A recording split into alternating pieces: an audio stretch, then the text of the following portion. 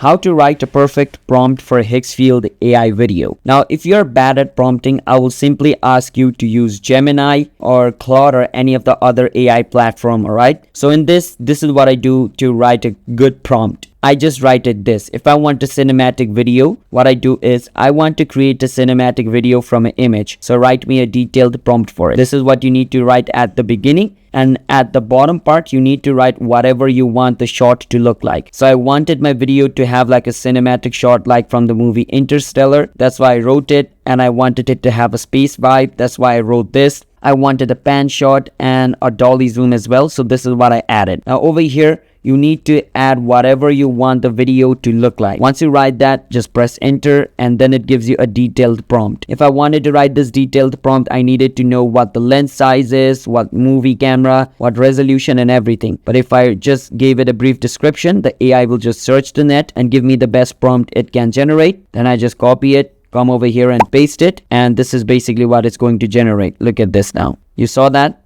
Now this I could not have generated if I wanted to because I do not know about all the camera knowledge and everything. But now look at this. It generated me such an epic shot. So that's how you guys can do it. Subscribe to our channel for more videos like this.